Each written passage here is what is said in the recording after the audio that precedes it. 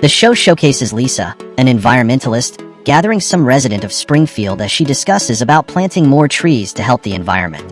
She pointed to a plant stating that the land they were on was suitable for planting, but in a moment, Mr. Burns squashed the plant because it was his land and he didn't want anyone planting on it and orders everyone out. Lisa was depressed as her parents came around to comfort her. A child therapist spotted her on the way and also offered to help, and Lisa was taken to her therapy center. There, she proposed to help Lisa deal with her depression by handing her an EMDR stimulator to help her process her negative thought. The therapist stated that sometimes the device can send someone into a hypnagogic state. Lisa didn't believe, and as the therapist activated the device, Lisa was sent into a hypnagogic state where she was known as Miss Edith and was called to perform for the crowd. While performing, a younger Mr. Burns joined her in the performance. He happened to be nice, unlike the version of him she knows. She got out asking one of the residents the town she was on, and he stated they were in Moose Town, a town overrun by mini moose, and it was becoming a problem. Lisa carved an image on the floor, and in a moment, Lisa was brought out of that state and seemed to enjoy it because it was like she had gone back in time. The therapist told her to write down whatever happens in that state and analyze it. Lisa was taking notes in her journal when she decides to investigate whether Moose Town actually existed. To her surprise, it did, as it was the previous name for Springfield, and on checking further, she found that Miss Edith was a real person and the jazz club was real. She informed her parents that she traveled to the past in Moose Town long before it was named Springfield, but they didn't believe her, thinking the therapist did something to her, making her imagine things. Lisa, while walking around, spotted a homeless man lying on the floor, and while approaching, she spotted the carving she made earlier when she was Miss Edith. This fueled her believe even more that she traveled to the past as she met with a professor and informed him of her experiences. The professor analyzed it and realized that many moose in the town went extinct years ago, and they were responsible for the thriving ecosystem. That's why they weren't able to grow a single plant in Springfield. The professor suggested that maybe she had a mission, that's why she was sent to the past earlier.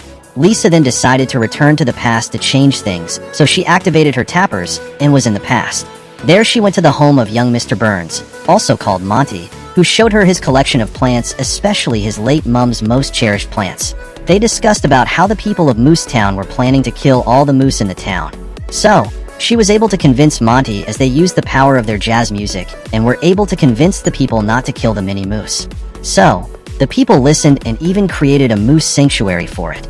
Lisa woke up in the present hoping to see a flourishing Springfield, but she was disappointed on realizing the situation had worsened, as the professor informed her that the mini moose went extinct earlier than before. Lisa wanted to go back again when her parents arrived. It appears her mom had been reading her journal and thinks she was going crazy, so her mom seized the tappers, so she wouldn't be able to use it anymore. Lisa was sad and paid visit to a friend. After checking his therapy equipments, he didn't seem to have the tappers Lisa needed, so she sat in her bedroom sad when Bart brought the tappers to her, stating he took it from Mom when she was asleep. Lisa thanked him and once again used it to travel to the past, where she watched as the mini moose broke out from the sanctuary into Monty's home and ate all his collection of plants, including his mom's most cherished plant. This made a young Mr. Burns evil, as he swore to spray his toxic chemicals around, making sure Springfield wasn't inhabitable for plants anymore.